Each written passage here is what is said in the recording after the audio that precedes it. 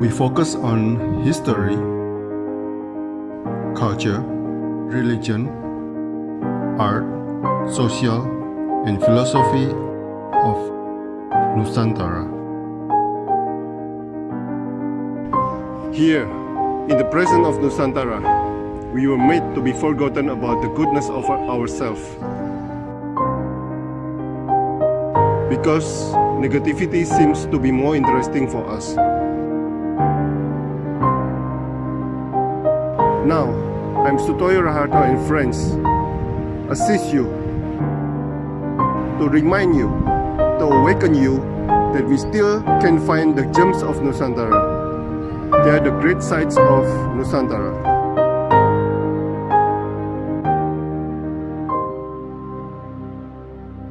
Selamat pagi Ki Dalang Dwi Suryanto Ki Gendut Dalang berijazah. Selamat pagi Bapak. Seorang dalang nyentrik, unik. Oke. Ki Gendut Dalang berijazah sebagai dalang. Apakah ijazah itu penting, Ki? Silakan, Ki. Ini yang kalau dalam dalam pendidikan, dalam atau akademik atau dalam memang ijazah sangat diperlukan karena kita tahap dari pembelajaran atau dalam mengenyam atau mengaduk dalam bangku sekolah itu memang atau yang kita cari ada sebuah ijazah gitu. Jadi kita berproses selama kita di bangku sekolah atau di kampus itu memang yang kita cari adalah sebuah ijazah. Jadi kalau seorang mahasiswa atau seorang akademisi itu memang ijazah sangat diperlukan. Begitu, Pak. Tapi Ki Dalang apa perlu ijazah itu? Kalau sebagai dalang bisa perlu bisa tidak karena dalam faktor tahap pencarian sebagai dalang itu bisa melewati bangku sekolahan atau dari melewati kita belajar secara awam. Jadi untuk menjadi dalang itu tidak perlu mempunyai ijazah, tidak perlu. Nah, karena saya itu karena saya itu lulus dan dibesarkan dan dididik di sebuah perguruan tinggi seni dari S1, S2 dan ijazah itu menurut saya tidak bisa saya gunakan dan akhirnya saya lekatkan ke nama saya, nama panggung saya gitu. Oke. Ki Dalang, apa itu Chong Wai Ndut? Ya. Silakan. Wah, ini ngomong masalah sejarah ya. Oke. Chong Wai Ndut itu kepanjangan dari keroncong wayang gendut. Jadi itu memang kita gagas bersama-sama dengan teman-teman. Kita medianya itu media wayang dengan musik keroncong dengan dalang gendut. Nah, itu Chong Wai Ndut kalau dijabarkan secara akademis begitu. Karena kita orang akademis lulusan dari perguruan tinggi seni, akhirnya kita ya agak rodok akademis. Tapi istilah itu juga kalau untuk saya pribadi kayak kata seruan atau anjuran kepada saya untuk Chong Wai Ndut. Jadi saya melakukan apapun itu harus Chong. Karena berbuat sesuatu itu kalau tidak ada keberanian atau kata-kata Chong mesti akan hanya separuh-separuh niatnya, itu tidak akan menghasilkan apapun, hanya capek sendiri, mungkin begitu. Chong itu bahasa Jawanya apa artinya?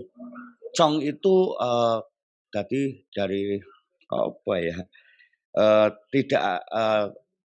Jawanya itu ojo wedi. Chong itu nekat gitu loh. Jadi bukan bencong loh ya. Ada yang hari bencong wae gendut gitu ada juga. Jadi Chong itu adalah sebuah tidak Semangat. ada semangat yang tidak ada ketakutan untuk berbuat sesuatu gitu. Oke. Belum Eee, selesai. ya. Jadi Chong Wendut itu memang kita gagas dengan teman-teman yang memang notabene semua itu, disiplinnya dari perguruan-perguruan tinggi seni. Karena kita melihat dari fenomena dari sekarang, itu banyak anak-anak muda yang sudah mau meninggalkan lagi, meninggalkan pertunjukan wayang, tidak mau lagi mengenal musik keroncong, mendengarkan musik keroncong. Nah, akhirnya kita menggagas Chong Wendut itu sebagai jembatan jembatan kita untuk anak-anak muda, supaya mau lagi mencintai, mau melihat lagi, yang paling penting itu mau menanggap. Nah, jadi Chong Wendut di situ ingin meregenerasi penonton wayang yang selama ini memang dari, nyuwun sewu, dari para seniman karena dia habis waktunya untuk memikirkan karyanya, memikirkan penampilannya, dia melupakan bagaimana cara, membentuk penonton baru lagi, mengajak penonton, begitu. Jadi, kita ingin meregenerasi penonton wayang, eee, karena sekarang, kendalanya banyak sekali, wayang itu oleh anak-anak muda dianggap, sesuatu yang kuno, yang tidak bisa dimengerti dan tidak bisa diikuti alur ceritanya, karena satu kendala bahasa. Dalam pendidikan kita, terutama di, tingkat dasar, itu, eee, mata pelajaran bahasa Jawa sudah nggak ada, malah dikalahkan dengan bahasa-bahasa yang notabene bukan bahasa-bahasa lokal, bahasa ibu. Nah, itu sudah kendala lagi untuk kami para para seniman, terutama seniman Jawa. Nah, terus Chong Wendut bagaimana supaya bisa mendekatkan dengan anak-anak atau anak-anak muda, ya kita, buat pertunjukan itu selentur mungkin. Dia biar beranggapan, oh wayang itu juga, bisa dinikmati secara ya kekinian, secara, tidak seperti wah yang menakutkan gitu. Terus, eee, kita juga menggunakan bahasa-bahasa ya yang mereka bisa enak ditompo, enak diterima. Ya bahasanya nggak harus bahasa Jawa banget, bisa dicampur dengan bahasa nasional, bisa bahasa luar, itu semampu dalangnya kalau itu. Nah terus, eee, kita menyampaikan cerita itu melalui humor. Eee, dengan melalui humor itu akhirnya penonton itu nggak terasa ternyata bisa mengikuti alur cerita yang, eee, yang dibawakan itu. Nah, itu melalui itu dan kita juga dari Chong Wendut, ingin memberikan edukasi secara umum bahwa kita tidak hanya, melakukan pementasan, tapi kita juga, apa ya, melakukan workshop-workshop ke sekolahan-sekolahan terutama di lingkungan, sanggar kita. Jadi ada workshop pelatihan, musik roncong, vokal, terus wayang, teater, tari, dan semuanya kita memang melakukan itu. Dan pikiran kita kalau secara kita pentas itu yang, terlibat itu masyarakat luas, bisa anak-anak, bisa orang tua, orang dewasa, dan sebagainya. Tapi kalau dalam sekolahan khususnya, sekolahan itu memang khusus, kita bisa regenerasi secara khusus. Ya alhamdulillah, eee, Chong Wendut bisa diterima di kalangan seniman, di kalangan masyarakat maupun pemerintahan, begitu. Sebelum melanjutkan pertanyaan selanjutnya, untuk workshop-workshop yang keliling ke lingkungan sekitar sanggar, itu Iya. apakah gratis atau berbayar? Saat ini memang karena ya dianggap umuk nanti kita. Kita memang kita ingin mengabdi untuk kehidupan karena semuanya itu lillahi ta'ala kalau, dalam bahasa-bahasa kita memang, ngibadah budaya. Jadi kita memang gratis. Alhamdulillah kita gratis itu maksudnya untuk mereka, untuk anak-anak. Tapi kita juga perlu dukungan. Alhamdulillah didukung oleh pemerintahan kabupaten, semua mendukung. Ya dana-dana itu untuk, produksi memang disupport dari pemerintahan. Oke. Nah, Dari tadi rokoknya nggak nyala-nyala ya. Mati terus nek nggo ngomong. Nah, kalau nggak merokok, wah buntu nih pikiran. Oke, Ki Dalang, Ya, apakah sudah bosan dengan wayang klasik di sisi lain? wah kalau saya tuh nggak merasa kebosanan dengan pertunjukan wayang. Karena menurut saya bahwa antara lestari dan pengembangan itu harus berjalan bersama. Kalau dilestarikan tanpa ada pengembangan, ya akhirnya wayang itu akan berhenti, stuck. Nah, pengembangan tidak ada pelestarian, juga wayang itu akan ditinggalkan juga pelestarian. Jadi harus berjalan bersama. Nah, menurut saya memang saya nggak ada bosan dengan nganu, nggak ada. Saya tetap ya papan saya. Kalau saya suruh pentas secara konvensional, wayangan tradisi, saya pentas secara konvensional. Permintaan saya dengan secara luwih liar secara bahasa saya bisa mampu. Tinggal saya bisa menepakkan saya sendiri. Jadi tidak semuanya saya kebiahuyah. Wah, tidak. Saya memang begitu orangnya. Jadi saya tidak merasa bosan dengan wayang konvensional atau tradisi, Pak. Nah, untuk keroncong wayang gendut ini berapa lama pertunjukannya? Apakah semalam suntuk juga atau bagaimana? Ya, nah karena itu regenerasi penonton wayang dengan hubungan mereka besok itu harus sekolah lagi. Ya, kita pertunjukan tidak satu malam. Apalagi kita melalui menyampaikan cerita melalui humor itu ya maksimal 2 jam. Karena nggak mungkin humor itu tidak mungkin melebihi dari 2 jam. Stand up aja hanya 15 menit itu sudah pelakunya sudah boring mencari bahan-bahan untuk bercerita. Apalagi kalau wayang kan ada media-media yang bisa ditawarkan karena ada musik, ada boneka wayang, ada apapun bisa ditawarkan. Jadi bisa 2 jam, maksimal 2 jam.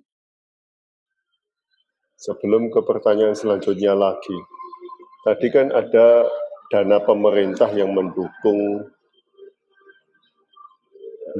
Ki Dalang untuk mengajar lingkungan setempat. Ya. Nah, tetapi di sisi lain, saya melihat juga Ki Dalang juga mengkritisi pemerintah. Iya. Tidak masalah itu? Ya tidak masalah. Oke. Karena apa? Saya berpikiran begini, bahwa seniman itu bisa memberikan mengapresiasi atau memberikan sesuatu itu lewat karya. Itu bedanya seniman mungkin sama yang lain. Kalau yang lain itu terjun ke jalan dengan teriak, itu mungkin habis pikiran kita, habis tenaga mungkin kalau menurut saya. Tapi kesenian itu memang dituangkan ke karya. Walaupun dana itu dari pemerintah, kita juga bisa mengkritik atau memberi saran kepada pemerintah di bidang-bidang yang lain. Karena yang kita yang kita soroti itu bagaimana kebijakan-kebijakan mereka untuk kita yang memang tidak berpihak pada kita gitu. Apalagi kan saat ini waktu nyuwun sewu waktu era Pandemi. ini era tadi era order lama, order baru, order reformasi ini kok ini era pandemi. Memang banyak sekali yang sangat-sangat dirugikan kahanan itu, apalagi dengan kebijakan-kebijakan yang memang notabene itu kita itu mikir itu nggak bisa. Kayak seniman tidak boleh pentas, kenapa kok yang dilarang itu hanya seniman? Kenapa yang lain tidak dilarang? Gitu. Apakah karena seniman itu atau seninya itu yang membuat corona itu bisa menyerang orang itu, atau seninya atau kerumunannya atau apa, itu nggak ada solusi. Terus dunia pendidikan itu sangat dirugikan. Maksudnya anak-anak itu, waduh, itu memang harus kita kritisi. Memang kita yang ada seniman itu kan berada di tengah-tengah masyarakat. Mungkin pemerintah juga bisa tapi yang sangat itu bisa merasakan itu seniman karena hidup di masyarakat mungkin begitu. Jadi ya enggak, ya memang kowe ngenai duit aku, ya aku ngritiki kowe nggak masalah gitu menurut saya gitu. Ya nggak tidak lunak, ya kowe tak nai duit, kowe aja ngritik aku, enggak itu tetap saya kritik, saya begitu. Oke. Ada teman Ki Dalang, namanya Pak Titus ya? Oh nggih. Ya, menyebutkan wayang gendut adalah kecelakaan sejarah. Katanya kecelakaan sejarah dan seni awur-awuran. Ya. Apakah ada dalang lain mengikuti jejak Anda di dalam? Iya, saya akan luruskan tentang kecelakaan sejarah itu. Karena memang Chong Waindut itu memang semula tidak diprediksi semua orang. Dan karena semua terbawa oleh arus yang telah ada konvensional itu, memang ketoke kok ora mungkin kalau ada kesalahan sejarah ning kan tetap berjalan. Akhirnya muncul Chong Waindut. Nah, yang Chong Waindut dengan istilahnya seni awur-awuran itu yang membuat orang-orang itu bilang bahwa ini kesalahan sejarah ini. Ini muncul ini bahwa ini dalam sejarah pewayangan ini yang salah sejarahnya. Mungkin begitu menurut Mas itu jangan saya tambah. Karena munculnya juga itu secara tidak muncul pertama itu memang tidak disengaja, tidak faktor kesengajaan karena Mas itu sahabat saya, salah satu dosen dari Fakultas Seni Rupa di Surakarta. Dia mempunyai anak pertama dan dia pengen syukuran. Nah, dia itu mempunyai teman-teman dari kelompok keroncong dan seorang dalang. Nah, kelompok keroncong itu teman-teman dari keroncong terkenal di Kota Solo, Swastika namanya. Juga dalang yang waktu itu lagi pekok. Yang lagi nggak punya motivasi apapun. Nah, akhirnya langsung nggak ada langsung mendadak di situ kolaborasi langsung tanpa ada latihan proses apapun. Nah, di situ ada respon baik dari seniman dan masyarakat. Nah, saya lanjutkan dari itu. Nah, itu mungkin kesalahan sejarahnya itu mungkin. Dan untuk pengaruh untuk dalang yang mengikuti, wah saya kurang tahu. Mungkin karena dalam faktor pedalangan itu ada Pak. Ada jadi kalau saya sudah pandemen atau orang yang saya idola mungkin almarhum Ki Seno Nugroho ya. Ya sudah. Jadi selain dalang siapapun saya tidak akan mengidola, tidak akan meniru. Yang saya tiru ya itu tokoh itu.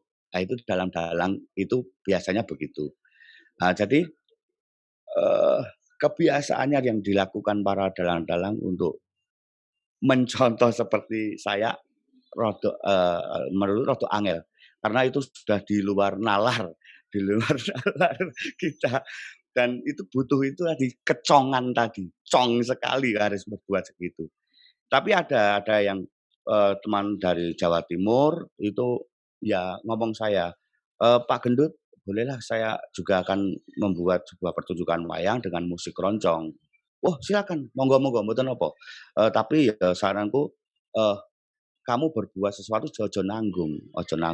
Kamu harus memang kamu ikhlasi, kamu kamu harus cong sekali karena nek arep koyo ngene kan kamu nanggung percuma waktumu. Wong kamu kerjakan yang lain.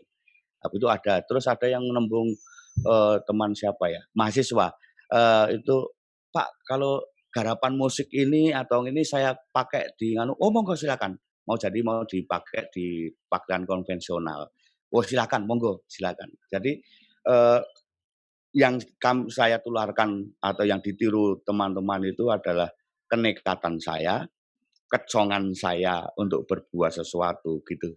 Jadi memang pengaruh pertunjukan itu sangat sulit sekali, Bapak. Ki Gendut, apakah ada kritisi dari dalang konvensional atau dalang klasik awal-awalnya? Ini kan merusak pakem ini. Nah, saya luruskan, ini saya tidak merusak pakem. Nggak Cong merusak Wendut pakem. tidak Oke. merusak pakem. Mhm. Karena Cong Wendut mempunyai pakem sendiri. Oh. Pakem Yang baru berarti. Iya, pakem baru. Yang kemungkinan yang apa ya, yang kebetulan itu menggunakan media wayang. Nah, itu kan kalau pakaian karena pertunjukan wayang itu mempunyai pakem-pakem sendiri, pakaian pada punya pakaian sendiri, pakaian semalam, pakaian apapun mempunyai pakem sendiri. Dan pakem itu kalau menurut orang-orang yang saya gurui bahwa pakem itu ada aturan untuk seseorang yang ingin belajar mendalam, ingin belajar apa ya, memegang wayang, ingin belajar apapun itu pakem. Nah, setelah kamu bisa pakemnya itu, kamu mau apakan pakem itu? Dikembangkan lagi. Kalau ngomong merusak wayang, Ki Manto Sudarsono itu merusak pakem karena dia mengembangkan. Siapapun itu Ki Into Susmono almarhum, Ki Seno Nugroho itu merusak pakem semua karena sudah agak mengandung pakem. Nah, jadi pakem itu ada panduan atau tuntunan untuk orang belajar wayang. Oh, pakemnya ini. Kalau sudah bisa dikembangkan. Begitu. Nah, Cong Wendut itu membuat pakem sendiri dan tidak merusak. Nah, itu dalang-dalang nggak merasa merusak kesenian saya, dia punya pakem sendiri ya nggak ada apa ya, kritik atau pro kontra nggak ada. Tapi untuk teman-teman ada yang notabene bukan kulturnya atau bidangnya pedalangan, malah banyak yang pro kontra. Jadi lebih asiknya di situ. Semua ada teman-teman dari kerawitan, dari seni rupa, seni tari, itu malah banyak yang memberikan masukan di situ. Jadi saya nanti kok malah angel dadi dalang kaya aku timbang kaya dalang kanca-kancaku kuwi. Sing dhek mlaku mulus tanpa kalau saya tuh saya mayang ngawur. Saya awur. Itu mesti teman-teman yang nganu, "Mbok aja diawur toh." Ngono ki. Makanya kritikannya, "Jangan diawur. Kudu ana benang merah ya." Oh ya, saya patuhi. Saya buat yang tertata dan anu, kritikan lagi. Mbok nek ngene iki mbok nonton Ki Mantep Sudarsono luwih apik, ora nonton gendut. Loh, angel meneh. Terus oh ya, tadi malah melakukan apa ya, dalang seperti saya itu malah lebih sulit daripada dalang-dalang konvensional ternyata. Begitu mungkin. Dan proses itu berapa lama di dalam? Proses apa? Dari awal sampai merubah lagi karena mengikuti kritisi dan sebagainya itu. Ya kita kalau dalam Cong Wendut itu memang ada proses yang setiap apa ya, ada setiap waktu kita lakukan satu minggu itu ada 2 kali itu yang memang untuk mencari-cari bahan. Tapi untuk kalau sudah ada apa namanya proyek atau jadwal pentas, kita akan instan proses. Dan itu prosesnya itu mengalir dan tidak saya batasi waktu ini enggak. Jadi bisa itu terjadi malah perubahan itu kayak pentas. Jadi pemusik itu malah tidak tahu karena di dalam Cong Wendut ini saya konsep awur-awuran itu, seni awur-awuran itu bahwa kalau dalam Cong Wendut kesalahan adalah sebuah kebenaran. Nah, jadi kalau salah itu harus benar. Jadi kalau latihan itu harus benar, tapi kalau pentas harus salah. Nah, itu paling yang susah dilakukan manusia kan itu. Sudah benar kok malah salah, itu paling susah. Nah, jadi di pementasan itu ada penuh kejutan-kejutan yang memang notabene itu seharusnya itu salah, ini jadi kebenaran gitu. Oke. Ki Dalang mengakui atau tidak bahwa sudah mengukir sejarah baru di dunia pewayangan Nusantara? Ya, saya rada pedot-pedot. Sebentar, agak putus-putus. Lancar kok, di sini Oh lancar. ya, Ya. berarti sinyalnya Cong Bali memang nggak Cong ini. Ya, eh, saya kan lahir bukan dari keluarga seni karena saya lahir di Sumatera, di Palembang. Walaupun orang tua saya, ibu dari Jogja, bapak keturunan dari Kota Riau, Ponorogo. Saya notabene lahir di Sumatera, di Lubuk Linggau yang notabene tidak mengenal apa itu kesenian Jawa. Saya terus nggak tahu di Sumatera itu kan juga ada orang-orang trans yang selalu nanggap atau hajatan itu mesti nanggap wayang. Saya tertarik ke situ. Jadi teman-teman tuh yang dulu memang seneng disco remix, terus musik Melayu itu dangdut itu, kok saya nggak tertarik. Saya tertariknya kok ke gamelan, ke wayang. Akhirnya ada saudara yang ada di Jogja itu, "Oh ketoke gendut iki seneng seni, coba dilebokke nang" waktu itu SMKI, Sekolah Menengah Karawitan Indonesia yang ada di Yogyakarta. Di situ saya setelah SMP lulus, langsung hijrah, wah hijrah men kaya tembunge men medeni. Hijrah ke Jogja, eee, saya menurut saya melihat wayang tenan ki almarhum Ki Seno itu.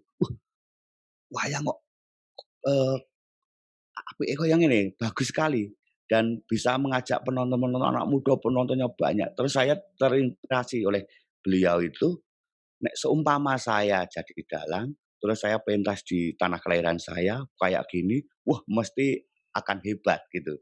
Nah itu terus saya berusaha, eee, carane nganu, istilah di pedalangan tuh ngenger, belajar langsung lewat dalang.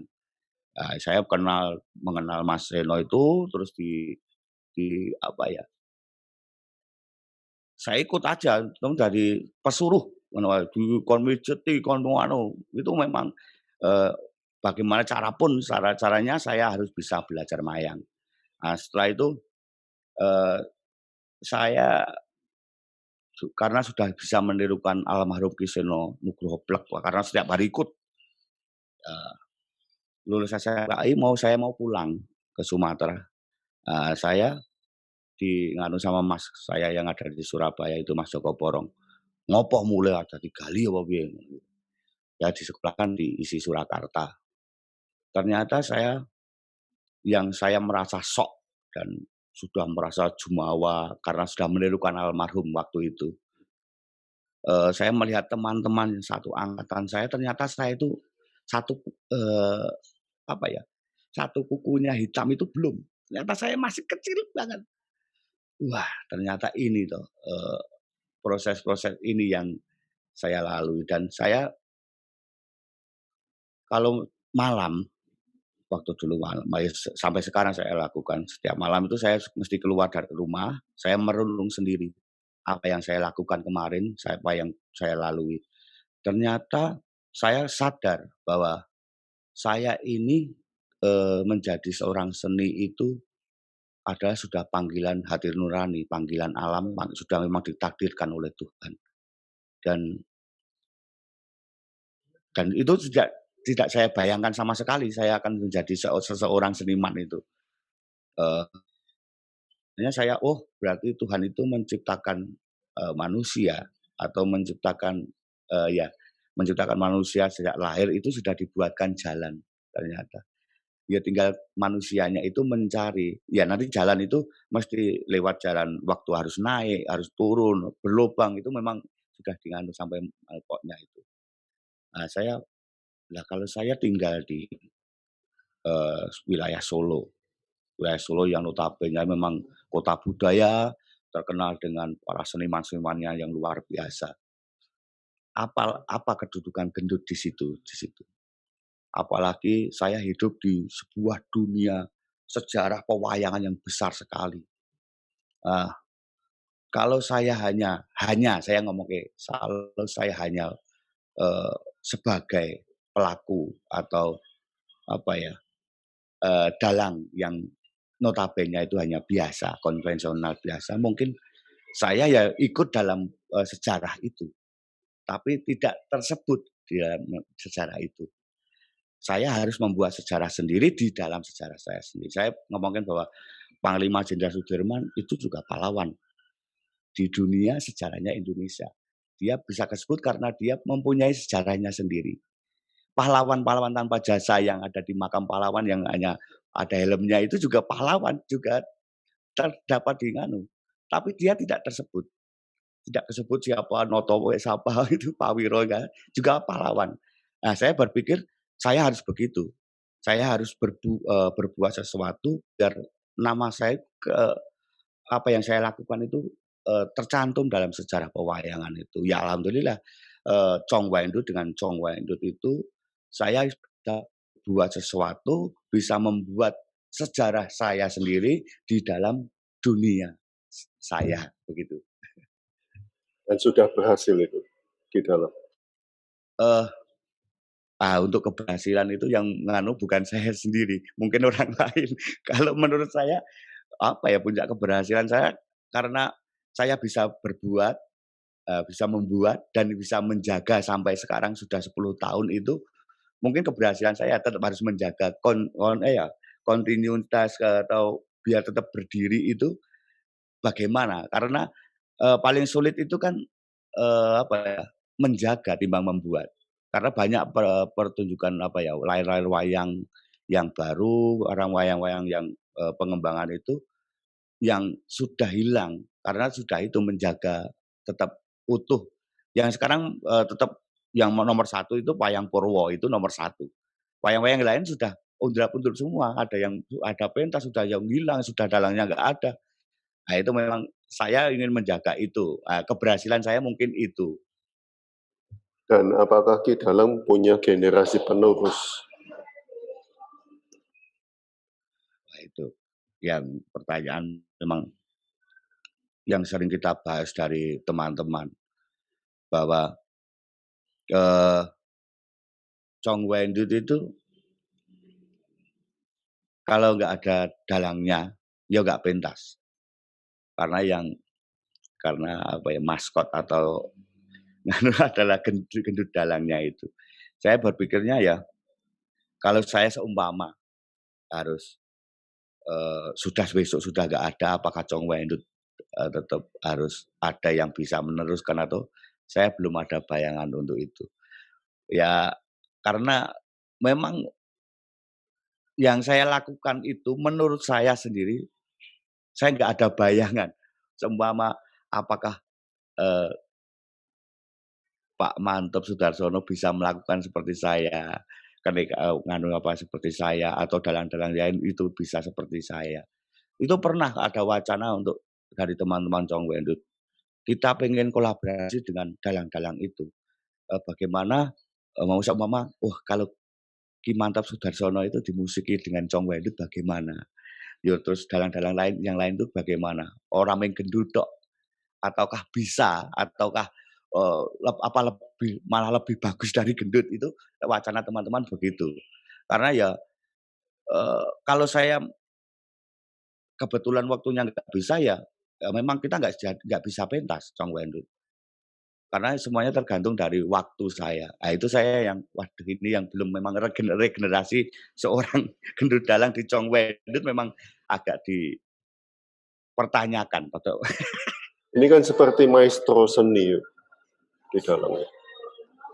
wah, Maestro monggo. seni kalau meninggal kan sudah nggak ada Ya mungkin tinggal meninggalkan karya. karya. Iya. Ya, saya kurang tahu saya itu termasuk maestro atau kalau saya ngomongnya karena saya juga seorang DTT ya di isi itu dosen tidak tepat itu kan. Kan ada mengangkat empu-empu, empu paripurna, Ki Haji Mantep Sudarsono, ya Abah Kirun, ya. Terus aku berarti ya empu karena di situ tarafnya sama. Empu apa ya, empu paripurna karena ya sulit, ya mungkin saya nggak berharap sebagai seorang empu atau karena itu yang menilai adalah orang lain masyarakat ya. Saya nggak akan ngomong ke kayak seorang maestro atau enggak, saya nggak apakah mungkin. Oke. Dalam seni awur-awuran, Nah, ya ini sudah ditanyakan tadi, sudah dijelaskan, tapi saya tanyakan lagi. Dalam seni awur-awuran ini, apakah ada pakem awur-awuran juga dalam karya Ki Dalang? Silakan. bagaimana ya, karena ini ngomong masalah tentang, seni pertunjukan. Walaupun awur-awuran tetap harus tertata. Nggak mungkin kita akan ngomong ke sebuah seni bangunan, walaupun itu awur-awuran harus tertata. Ini, bentuknya begini, nganunya begini, harus tertata memang. Walaupun pengerjaannya masalahnya awur-awuran itu memang, image atau bayangan itu mau sekarepe dhewe dan eee, dan ora struktur tidak ada apa ya, jan ngawur jelas nganu awur-awuran. Abstrak. Tapi Abstrak. ya abstrak. Tapi karena ini seni pertunjukan ya akhirnya awur-awuran yang tertata. Memang ada tatanannya, ada nganunya karena, eee, saya tidak bisa bergerak sendiri. Harus melibatkan orang lain, pendukung yang lain, anggota yang lain. Dan anggota lain itu kalau semuanya ngawur mungkin tidak akan menjadi satu, benang merah suatu pertunjukan. Memang harus ada benang merah, ada tatanan. Walaupun nanti oh di sini part yang harus liar, di sini part yang harus memang kita menonjolkan musiknya, oh di sini kita menonjolkan wayangnya dan sebagainya. Jadi seni awur-awuran tetap ada tatanan. Oke, oke. Nah, kelir atau layar Ya, Ki Dalang dibuat lingkaran. Apa arti lingkaran untuk Ki Dalang? nah maaf, kalau mungkin saya punya beberapa kelir. Jadi bukan hanya lingkaran, ada yang segitiga, ada yang memang kotak gitu, banyak kelir. Nah memang, saya kelir-kelir itu saya gunakan, itu melihat sikon dan kondisi. Kalau di gedung tertutup, oh ini enaknya memakai pemilihan kelir ini. Terus kalau di outdoor, oh pemakai kelir ini. Memang itu memang, saya buat dengan teman-teman memang, eee, apa ya, punya maksud untuk menyikapi ruang dan waktu. Nah, untuk maksud kelir bulat itu memang kalau dari saya sendiri tidak ada artinya sama sekali. Itu Berarti memang segitiga segala itu nggak ada artinya sama sekali. kalau saya nggak ada. Kalau saya ada itu berarti saya otak-atik gathuk. Itu seni alasan yang memang dibuat-buat itu sudah biasa menurut saya. Memang tidak ada artinya. Wah, bundel itu bawa, ketekatan kita untuk wah itu memang awur-awuran itu nggak usah diganu. Kalau saya ngomong nggak ada maksudnya. Memang saya mempunyai beberapa banyak kelir. Ya tujuannya memang kita melihat sikon, melihat situasi dan waktu. Oh ini kalau ini enaknya kelirnya ini, di ruang ini memang enak-enaknya di situ. Nah mungkin waktu Bapak melihat kelir bundel itu, karena waktu ruangnya itu di Teater Arena di Surakarta, waktunya itu pas hari wayang nasional, hari wayang dunia di kampus itu kan. Akhirnya, oh wah ini menarik kalau kita membuat atau menggunakan kelir yang bundar karena selama ini memang kelir itu memang, persegi panjang atau kotak biasa. Oh ini kok bundar. Itu akan mungkin ya carane iki ya golek wah tok, wah kok enak kelir anyar. Dan Dan itu nggak rencana apa-apa ya Ki Dalang ya? tidak apa-apa Oh tidak karena apa-apa. iya, dan Ki Entos kan juga membuat yang global bumi itu setengah itu, nggak apa-apa. Saya mau membuat rencananya kelirnya itu hitam semua, nggak putih, hitam. Itu ada rencana itu. Biasanya kan garis tepi itu untuk pembatas. Nah, saya garis tepinya itu yang paling banyak, putihnya itu yang sebagai batas, sebagai frame. Nah, itu mungkin nanti akan menjadi ya, mencari wah itu kan. Saya akan mencari, wah filosofinya apa itu nek saya kan kotak-atik gaduh nek kuwi.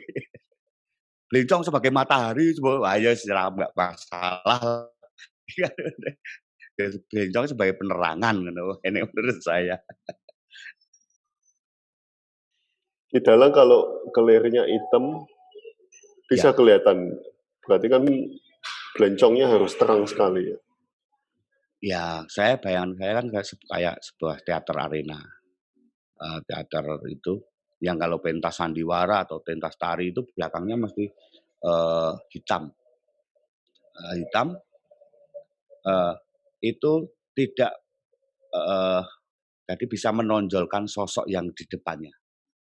Sosok yang di depannya itu bisa tidak, apa ya, keserot itu atau bisa nampak nampak di depan anu itu, oh itu sosok. Jadi bayangan saya, ya kayak lukisan atau apa ya, pajangan wayang, figura wayang itu yang di belakangnya itu kok tidak, Hitam. warna putih, Iya. tapi warna hitam atau merah atau kan jadi sunggingan wayang itu bisa nampak.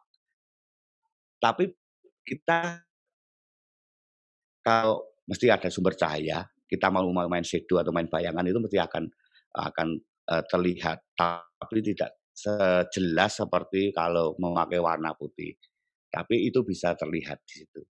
Jadi bayangan saya seperti melihat lukisan-lukisan wayang.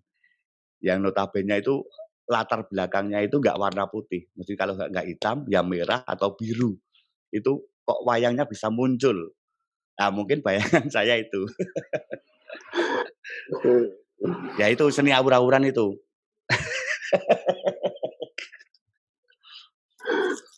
Dalang pernah menulis ya, demi Ya, satu kepala akan kukorbankan dua kepalaku.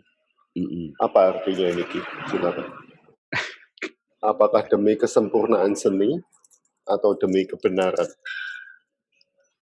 Ya, saya malah menulis itu kapan saya kan pas saya, beberapa hari ini saya malah mikir kapan ya aku nulis itu kok tulisanku apik men aku ngene. Itu mungkin nganu, saya waktu ada apa ya, karena saya menulis kayak kalau saya dalam bahasa saya itu sane pancong. Itu memang sebuah apa ya, gejolak dalam hati saya sewaktu itu mungkin, saya ngomongke masalah pengorbanan. Pengorbanan sesuatu harus ada pengorbanan dalam apapun, yaitu di wilayah kesenian atau kebangsaan atau dalam kebenaran atau apapun itu harus ada pengorbanan, ada yang harus dikorbankan. Demi sesuatu itu hanya satu kepala, dua kepalaku akan aku korbankan, akan taruhkan. Mungkin itu waktu dulu. Dan memang, apa ya, dalam ilmu yang saya dapat, saya selama belajar dengan para apa ya, guru-guru saya, termasuk almarhum Ki Seno Nugroho, itu bahwa banyak sesuatu yang saya dapat dan saya bisa terapkan. Seumpama kayak kayak hidupnya Mas Seno Darmo Bektinya almarhum itu bahwa urip itu hanguripi. Bahwa kita hidup itu harus bisa menghidupi orang lain. Saya bayangkan kalau Thomas, siapa yang menciptakan lampu itu. Edison. Nah, kalau dia membuat lampu tidak berguna untuk orang lain, dia akan mubazir. Dia akan tidak berguna dia menciptakan itu, tapi dia bisa berguna orang lain. Dan Tuhan menciptakan manusia, kalau dia bisa berguna untuk orang lain, Tuhan mesti akan bangga bahwa kita juga diciptakan itu akan juga bangga. Bahwa Tuhan itu menciptakan saya, ternyata ya bisa berguna untuk orang lain. Orang minggu awake dhewe ning untuk orang lain. Dan saya itu, cermati dari kehidupannya, sewaktu dulu Mas Seno almarhum itu. Dia, menjadi dalang misuwur, kondang itu memang uripnya hanguripi. Dia nguripi keluargane, nguripi krune, nguripi masyarakat, nguripi semuanya, dihidupi dengan nganunya Mas Seno itu. Oh ternyata urip itu ya nguripi, begitu. Mungkin ya gitu kayak, kalau satu kepala itu memang, saya ya sanepan cong waktu saya rasan-rasan keresahan saya dulu. Jadi bentuknya pengorbanan, apapun harus ada pengorbanan. Oke, oke. Ki Dalang saya pernah dengar, tapi saya pernah tanyakan dalam perempuan ini benar apa enggak. Beliau enggak jawab dengan jelas. Iya. Apakah Dalang harus punya istri? Nah, Apakah Dalang harus punya istri? nah ini, eh kalau dalam syariat atau syariat agama Islam kan semua lelaki harus mempunyai istri, harus gitu, harus. Kalau enggak dosanya gede. Kalau dalam agama yang lain mungkin ada karena Romo sendiri juga enggak mungkin bisa jadi dalang. Kalau saya pribadi tidak harus, ya tidak harus. Dalang itu tidak harus mempunyai istri. Tapi ya piye wong ya saya punya istri loh, masa arep nganu. Tapi piye? Itu paling pertanyaan paling susah. Ya kayak kayak di kan istri di situ memang bukan hanya sebagai, apa ya, kebutuhan yang fisik atau nganu, karena istri itu sebagai pendamping pendamping hidup, untuk pendamping apapun kalau dalam istilah keluarga. Dalang ternyata dalam susunan dalam dalang itu, dalam pertunjukannya memang ya juga mempunyai istri. Pengendang, satu, pengendang itu adalah istri pertama dalang. Yang kedua, penggender. Itu istri yang kedua dari seorang dalang. Karena yang setiap pentas mereka berdua yang bisa meladeni, bisa apa ya, ya sing bisa nganu membantu dia nganu itu dua orang itu, dua profesi itu. Mesti kalau, ada penggender itu mesti cewek, orang, wanita. Ya men sundane ya kalau dulu itu memang dalang, ini nek iso ya bojone penggender, kuwi wedok. Mesti dia meladeni, dia ngerti seratine dalang itu. Kalau pengendang ya juga begitu. Jadi nek kalau saya dalang harus beristri ya saya ngomong tidak. Nah itu tinggal niate dalange wae. Saya mau madat, saya nganu ya. Tapi kan yang melekat itu bukan dalang apa harus beristri, tapi apakah dalang itu harus beristri banyak? Nah itu loh, lebih dari satu. Nah itu kalau saya tanyakan ke para, ya senior-senior dalang itu memang itu sebuah kayak apa ya, manajemen yang tradisi. Karena waktu dulu ya dalang itu kan ya untuk promosi atau nganu kan jarang kan. Memang dia beristri banyak itu memang untuk channel dia mayang. Cuma di desa ini istrinya satu, di mana ada jadi oh, jadi orang kampung itu wis nanggap bojone iki wae, di situ. Oh di sini gitu. Jadi memang strategi dalang untuk apa ya, nganu pasaran, untuk nganu penanggap. Kalau saya gitu, Wow, saya wow, wow. menanggapinya. Terus kan ada juga yang apa dalang itu apa ada yang nganu yang ngomong kalau nganune dalang itu apa ngempet nguyuh, ngempet kencing. Ya, Loh, ya, ya, ya. kan ada itu. Ya, Ya ada yang dalang men sok men dalange rada ampuh ngono kan.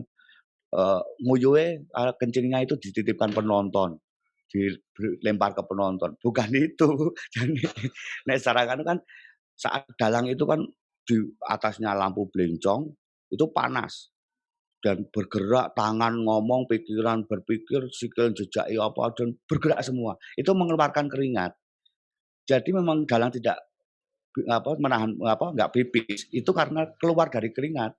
Saya pemain bola itu saat main bola mungkin enggak nguyuh, enggak nganu-nganu karena keluar dalang mang pirsani mawon, kalau dalang bar pentas, itu ambune keringatnya kecing banget, karena itu keluar dari keringat itu, airnya Nah, masalahnya lagi kalau dalang itu tampilnya di ruangan dingin atau di daerah yang dingin, itu mesti harus kencing.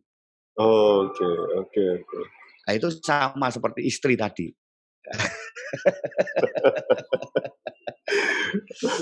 Oke, teman-teman ada yang mau bertanya? Ini ada teman-teman dari Wah, Medan, Jawa Barat, Semarang. oh iya, Ya, alhamdulillah. ya, ya.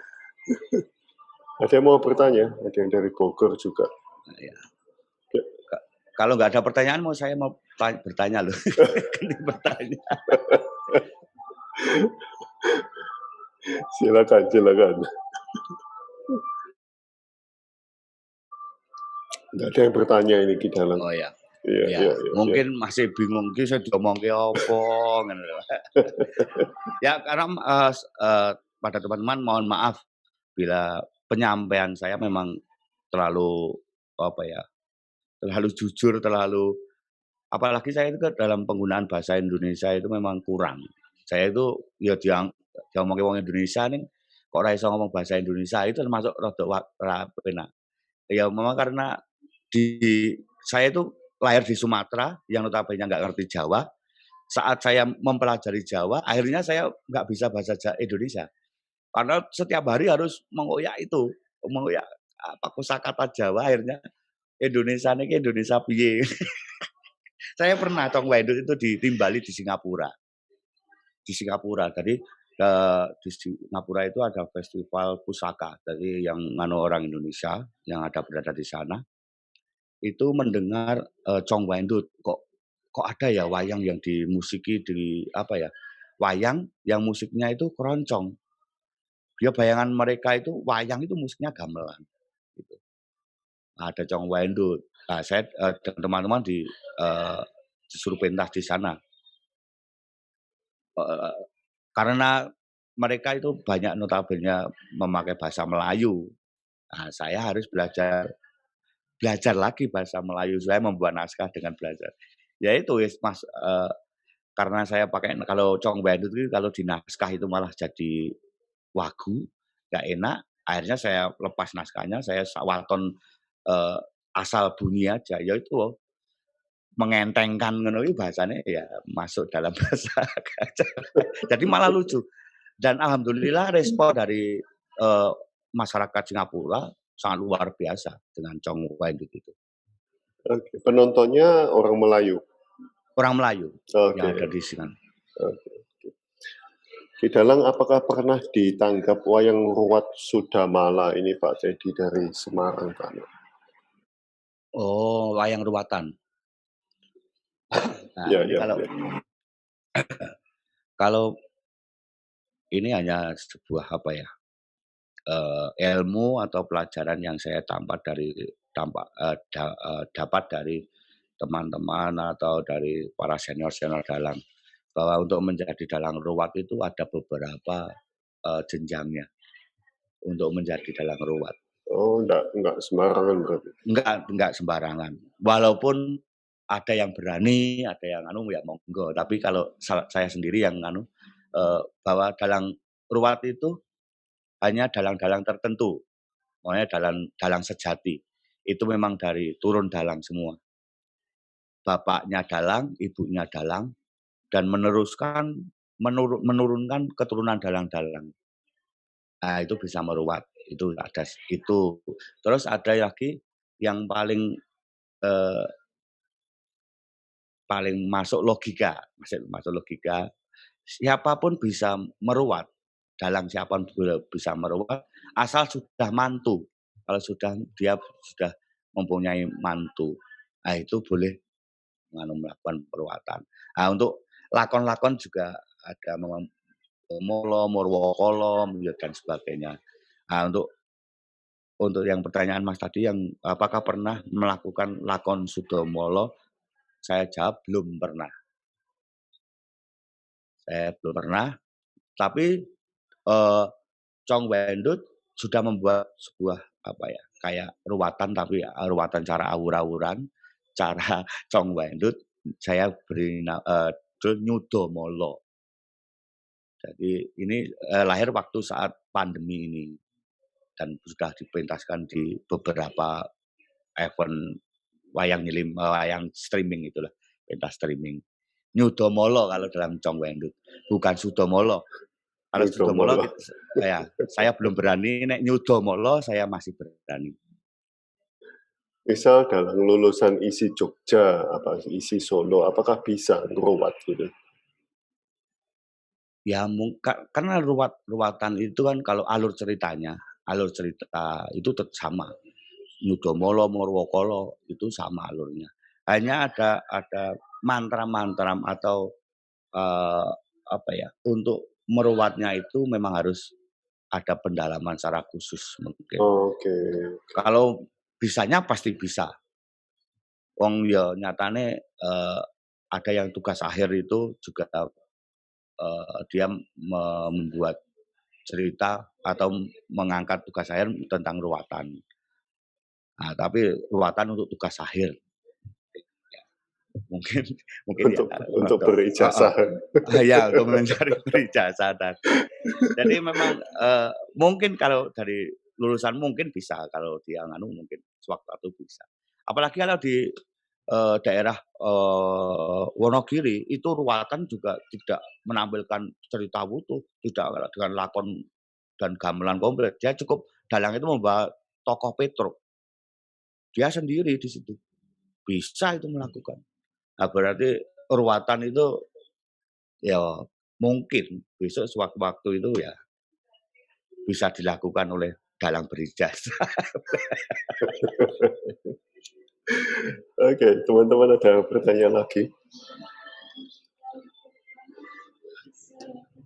Oke, rasanya cukup Ki Dalang. Ya. Terima kasih atas pengetahuannya, atas waktunya. Sami-sami. Sangar ini. membuat pakem baru ya. Ya. Iya.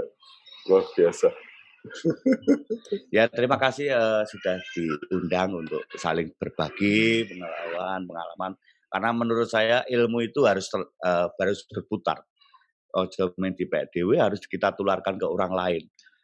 Ilmu apapun, ilmu sesat, ilmu apapun itu harus diberikan ke orang lain. Karena kalau ilmu itu berhenti ya sudah, itu akan ditanggung oleh yang mengandung ilmu sendiri. Oke. Terima kasih Ki Dalang atas waktunya. Sami-sami. Wow, bagus Ki Dalang ini banyak yang. Terima kasih. Gen, makasih semuanya, matur nuwun, salam pasuluran. Saya off ya. Nggih.